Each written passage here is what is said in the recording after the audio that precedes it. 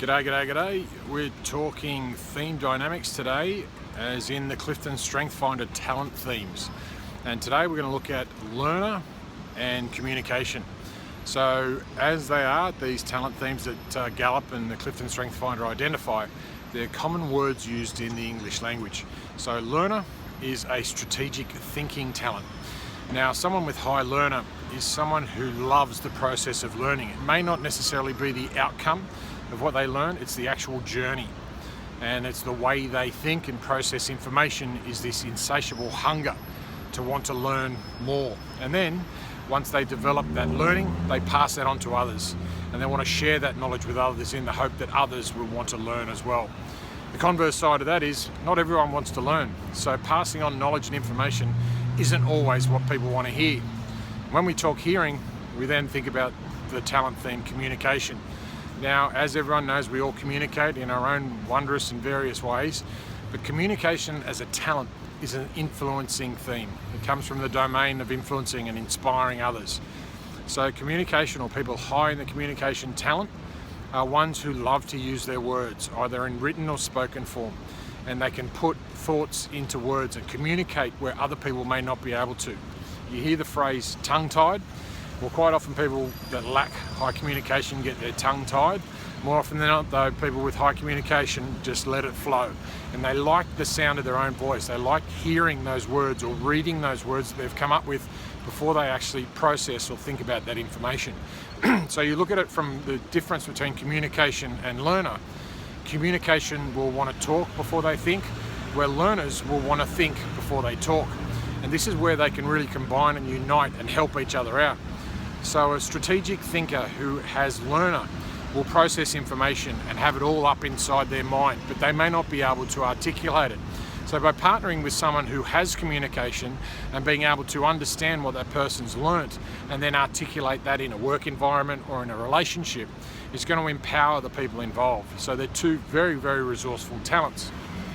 So in a work environment, you're going to want someone who has high communication to be the one that delivers information. Now, what's really important with communication is the ability to listen and to pay attention, because we all have self-talk going on inside of us, but high communicators have that continuous talk and that energy and need to want to get those words out. So high communicators need to be consciously aware that when they're listening to someone else, they're not actually thinking about what they're going to say next, they're actually paying attention and really observing what that other person's saying. So by having a learner with you, being consciously aware that the high communicator may not be paying full attention, the learner can really take in the information that's being provided. So again, if a manager has high communication, they'll have the ability to express their thoughts quite verbally. And in the reciprocated way, an employee who has high communication is going to want that opportunity to talk.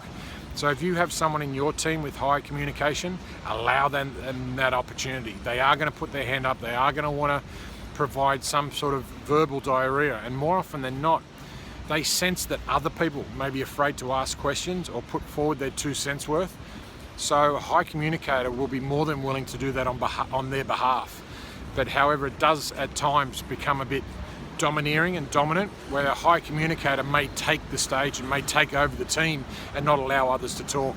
And this is where a learner can really appreciate how the communication's landing on the team, and they can learn from what information is being provided by the communicator and then regurgitate that back to the high communicator at a later date and provide some input and some strategy around how they can better communicate using their communication talent.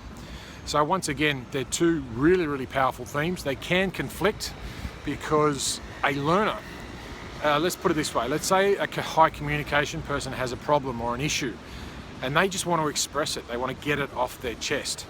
And a learner might quite honestly sit there hearing this problem and want to provide a solution because they've learnt about it in the past, or they've read a book, or they've watched a movie, or they know the solution.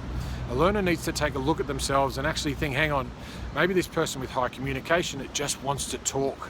So if I can learn about how they're communicating and how they're representing their problem, I can either ask questions to engage with them and allow them to communicate more, and by asking questions, the learner is actually going to gather more information and more knowledge, so it's going to feed their learner. But on top of that, it allows the communicator to communicate as well. So think of that in a relationship, a loving relationship between a husband and wife, or a father and a son, or a child and a parent. A learner is going to be a sponge and want to gather up that information and may not want to communicate. They may want to go away and talk. Now, where this puts an issue within a relationship is a high communicator will be almost expecting an automatic response. And when there's silence or time for thinking, that high communicator gets nervous or feels anxious and just has this need to talk more and talk more and talk more. So this learner is just taking on more information and more information. So a communicator needs to pause, be present, and hold the space for the learner. So it might be something as simple as, I've got to share some information with you tonight when I get home, and then I'll give it a couple of hours over dinner, and then maybe we can talk about it afterwards. But a communicator is also going to want communication in return. Similarly, a learner may want to show some form of excitement or energy around the information that the communicator is providing.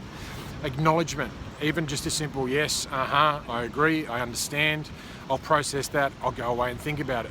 Again, even though it's a strength, it's also a skill. Communication is a skill. So even though a learner may not have high communication, the ability to acknowledge what a high communicator needs and contributes will take the relationship to a whole new level.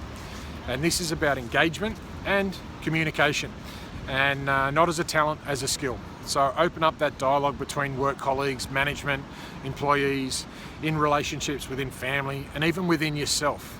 If you have high communication and high learner, what are you saying to yourself? What does your self-talk go through? What are you talking about? Is it empowering? Is it disempowering? What are you learning about how you talk? And how can your learner learn from high communication to articulate what you've learned?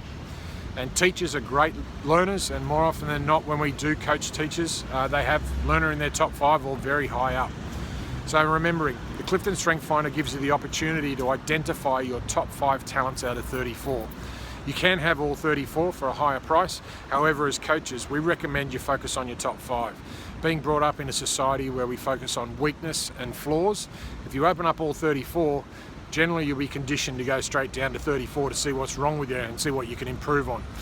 But trust me when I say this, there's plenty to learn, there's plenty to communicate when it comes to your top 5, because there's resourceful and less resourceful moments when you're living in your top 5 strength zone. So we suggest focus on your top 5. So I'll leave it there. It's just up to the 8-minute mark, which is the length of videos we want to go through. So that is communication and learner. If you're interested, jump down 2 talent themes you would like us to discuss through Theme Dynamics. Or actually, if you want to take the Clifton StrengthsFinder, you'll find it on chooseyourchapter.com.au, or just simply Google the Clifton StrengthsFinder and you'll find the assessment code there. There's a whole lot of resources, books, videos, and you can really learn about your top 5. And if you have someone close to you at work or friends or family, it's exciting to have them do theirs, and you'll understand each other on a whole new playing field. But that's the whole intention of the strengths movement and positive psychology. It's to focus on what you do well and remain positive to improve who you are as an individual and improve the lives of people around you. So I'll leave it there. I'm Danny Crouch from Choose Your Chapter, and remember, focus on your strengths. Bye for now.